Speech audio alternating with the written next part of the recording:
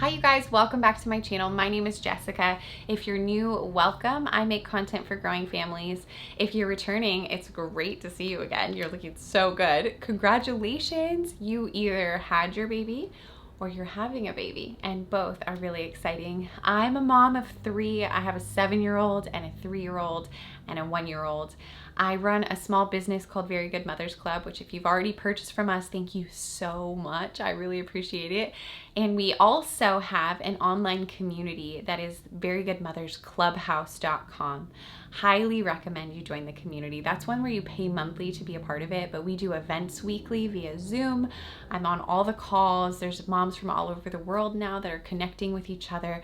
You can make real friends, which is like my favorite thing because parenthood is hard enough. You shouldn't be doing it alone. We don't need to be doing it alone. So the community aspect of what I do is probably my favorite thing that I do right now because I love connecting with real moms and real dads, though dads join, but they're kind of quiet. They don't really engage too much. So I don't know what that is, but the moms who are there, I'm just falling in love with them. I think they're the coolest people, and I would love for you to join if you are interested and you're craving some connection and support. So today's video is all about postpartum life, how to have a happier postpartum. The weeks after you have your baby, it's challenging. What I want to do is give you some tips that will help make it as smooth as possible. Also, I want to say thank you because I know that as moms specifically, you are being bombarded with information right now and it can be so overwhelming. So the fact that you would engage with a video of mine and trust me to speak into this time of your life, it means a lot to me, and I really want to not waste your time. So I'm going to do my very best to offer real tips that I think will help enhance your experience of early motherhood, or if this is your second or third baby, will help improve this experience from the last time. So my first tip for you is that you ask for help. I know that's what people say and it sounds really nice. Here's something practical that I learned recently from a friend, and I thought it was pretty amazing. So my friend, before having her baby, she typed up this form. I know that this is a personality thing and some of us just can't even be bothered with anything, but the amount of help that she received from doing this was humongous. It proved to be very, very satisfying, the results, okay? She wrote out a list of like the basic stuff she liked to see in her fridge. Grocery store location nearby, her favorite restaurants in the area, what the garage code was, like different things that was information kind of locked inside of her. Nobody else knew, or people don't always remember, and they come to her and ask. She put it all on a sheet. She put like her favorite snacks, her favorite treats. She put where the broom is. She put a list of things like, if you're here and you want to clean something up, here's what you could do. You could sweep the floor, you could wipe the counters, you could unload the dishwasher or load the dishwasher. She put all kinds of stuff, which I'm sure as she was typing it felt a little wild to be putting all of this. Maybe it doesn't feel so nice to be telling all these people what to do. But then what she did was she just put it on the fridge. And then as people were coming by or asking how they could help or sending a text to her husband, asking for something they could do to make life easier, it was already written out. So she never had to tell anyone anything. She could just say, oh, if you want to look on the list, it's there. And then her husband was telling people what was on there. And she received so much very specific help. And I just thought it was an awesome idea. So you could do whatever version you want of that, but having some ideas that are really clear of how other people could help you in the time that you are going to be caring for your baby and healing and kind of getting your body back restored would be a great idea. Another thing that the same friend said that I thought was really good advice was she made sure that her partner knew, or whoever who was helping her when her mom was visiting or whatever, that anything they handed her when she was in bed with her baby needed to be within reach. Her joke was like, if it's out of my reach, it might as well be in another country because I'm never gonna get that item. And that is so true. So when somebody is coming and they're like, I brought you this, make sure they don't set it like at the foot of the bed or on the table across the room. You want things to be within reach, because whether you had a vaginal birth with no tearing or a C-section, or I don't know, there's all kinds of things that can happen down yonder as we have our baby. Whatever it is, there's going to be healing that needs to take place, and you are going to be limited in your movement, especially if you are breastfeeding and holding a baby. Actually, no, not even if you're breastfeeding. Even if you're bottle feeding, you're like this. you're not going to be able to do a lot of moving around. So whatever somebody gives you, make sure that it is within reach so that you don't have to move too much to grab it. I already said in my last video about having a happier pregnancy, so if you watched that, forgive me for repeating it, but it also applies here. I want you to loosen your grip on your expectations. In those places where you're feeling like this isn't going the way that I thought it was gonna go, this doesn't look the way I thought it was gonna look, whether your labor and delivery didn't go the way you thought, whether your baby was in the NICU or is nursing well or not nursing well. I don't know what your postpartum experience is gonna look like, but there are for sure gonna be elements of it that surprise you. Rather than getting stuck in that spot of being like, oh, this just isn't what I thought it was gonna be, or my partner didn't respond the way I thought they would, or I don't know, my people, my family, my friends didn't react the way I thought they would react, or aren't helping the way I thought they would help. What I want you to do is, grieve the loss that's real. So if there's something about this that hurts, feel it, because that is what it is to be human. It's part of this. It's very natural. But then there's a surrendering that needs to happen, because what I want for you and what will really help you in this time is that you are able to be present right here with the reality that is your life.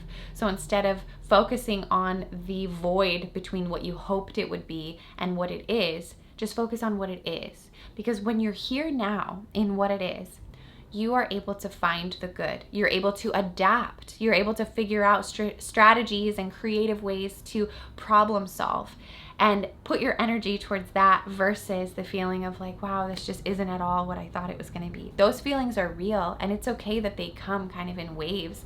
But as they come, let yourself like experience them and then just let them pass. Don't stay there, because it's going to steal your joy, and you don't need that. You have so much going on in your weeks postpartum and so much love to give your baby, so much energy that you are giving to keeping your little one alive.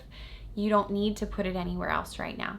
So trying to be here and now and present with your current reality is going to help you a lot. If you feel yourself getting stuck where you're like, gosh, I just can't move past the labor process, maybe labor just did not go at all the way you wanted it to, and you're stuck, you can't get past that, find somebody to talk to about it. If you want to do a coaching call with me, I would be honored to process that with you. But there are therapists out there that you might have, a good friend or a mom or your partner, your husband, your spouse, anybody who loves you and is willing to listen and kind of walk through that with you would add a lot of value to your life right now. So whatever you need to do to get beyond that feeling of being stuck and get back to, here I am now with this beautiful baby that I made, just trying to navigate the real challenges that are right in front of me. That would be so good. Okay, this is gonna sound really extreme, but I mean it, but sort of. I want you to stop doing everything else in your life except keeping your baby or babies alive. And I know that that sounds intense, and I know that that sounds extreme, but if you can set the expectation there, obviously this is so if life allows, because if you have to be doing other things in order for your life to function, I get it. But if you don't, if a lot of the extra stuff is just pressure you're putting on yourself, or areas where you're forgetting to delegate tasks to people who love you because you're used to doing everything for yourself, I would say pause, stop, and just focus on keeping your little one alive.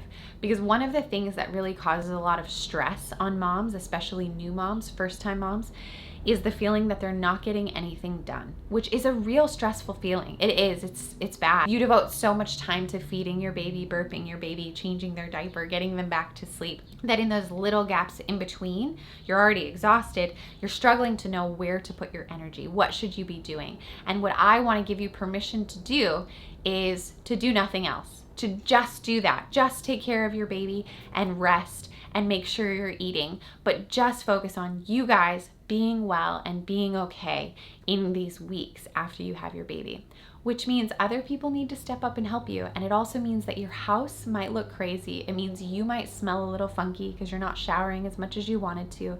But I heard recently that your smell, your postpartum smell, is a really lovely smell to your baby. That actually you smell a bit like whatever the inside of you smelled like, the amniotic fluid, that smell is very similar, and that it's a really lovely smell to your baby. Now, scientifically, do I know that that's true? I don't have any source other than my friend told me that, but I'm just gonna say note it and believe it because it'll probably help you if you smell a little stinky and sticky. But you can shower if you want to. I'm not telling you not to shower. I'm just saying the emphasis right now is to just keep you and your little one alive and well. That's it. Everything else you can do later. Rest, watch shows that make you feel happy, connect with loved ones if you want, but if you want to ignore everyone else and just be in this new baby bliss that sometimes feels like blues, and you're normal if you experience both, do that, because you just had a baby and that's so much on your body. And keeping your little one fed and healthy and well right now is huge. And so if you're doing that, that's enough, and you can be proud of yourself and you can feel like you're a total success, because you're a heartthrob. You're doing everything right. Short tip, granny panties are really nice. So like at the hospital, they will give you netted panties that are like really stretchy, and then you put pads in. But depending on your body, you may end up bleeding for, I don't know, it could be 4 weeks until the bleeding stops. For me, it was 6 weeks with my last one. And so it was nice to have bigger panties, like granny panties, that you're okay to get kind of yucky and never wear again, and then just put pads in them. And that was really nice. I sometimes hear moms feel like they're not able to ask the baby's dad or like whoever the working parent is at that time. You're both working, so that's why I put quotes on it. But the person who is leaving the house to go to work, whenever they start doing that, sometimes it can feel for the mom like she doesn't want to ask for help because the other person is working a 9 to 5. Sometimes even the other person comes in and says, "Hey, I'm not trying to do anything. I just worked a 9 to 5. I would like to propose, hopefully you both get breaks from work and it's just this beautiful time of all of you resting and caring for your baby, but it just might not be. Also, resting and caring for your baby, mostly caring for your baby, is not that restful, but it's still like a sweet, sweet rhythm in the house. Okay, but if one of you is working a 9 to 5 and the other one of you is caring for your baby, I would like to suggest that you are both working a 9 to 5. You are both working a lot between the hours of 9 and 5. And then between the hours of 5 and 9, you have a baby that you both made together. And it is a great time for you to share responsibilities because you both work from 9 to 5. Does that make sense? That might be a little spicy. I know some people are like, how dare you? But I really think it's important that both parents share responsibility in whatever way that looks. Some dads are super comfortable taking care of the baby, feeding the baby, burping the baby, diaper changes. Great. Some dads are totally uncomfortable with all of that. That's fine. That's fine. There's so much other stuff to do aside from caring for the baby directly. The father could be caring for the mother, helping make sure meals are made or laundry is done or things are cleaned up, helping make sure that mom gets a time to shower or a nap or something. I don't know. I just want to encourage that there is a lot of shared responsibilities, because I could see how that could really help a family thrive versus one parent carrying the whole weight of the baby and everything they need, and the other parent working a 9 to 5 and then saying that they're off the clock from 5 till 9 because they already worked. I was raised by lesbians. I grew up a little more feminist than some of you, and I just don't get down with that. I think it's not totally the best way, and I would like to suggest that you think about that. Last thing is, if I didn't turn you away with that one, is join a community. And we have a community, and I would love for you to be a part of it. We have Very Good Mothers Club online community. We also have group coaching for expectant mothers right now. We are going to start group coaching for other seasons of motherhood, and I would love for you to be a part of anything we're doing. I would love to meet you personally and get to do some life with you. So join the community, be a member of it, pay monthly. If you can't afford to pay monthly, let us know and we will figure something out for you, because we just want parents to be supported and we want people to make real friends, and we want you to find so many real friends on there that you hang out in real life and you never need the online community again because you got your people. We're kind of like Hinge. Isn't that what Hinge says? The app that was designed to be deleted. That aligns with my soul so much. I want Very Good Mothers Club to be a place where people come, they get their support, they find their people. And if they never need us again because they're so well supported and they're feeling so good inside of motherhood, then that is a real win for me. And so that's what I hope for you. Okay, thank you so much for being here. I think you're doing great. If you need anything, let us know. If you have ideas for postpartum tips that could help other families, leave them in the comments. If you want more of my family, we're on Instagram at Jess_Hover, or our business is on Instagram at Very Good Mothers Club. And I look forward to seeing you soon. Okay, bye.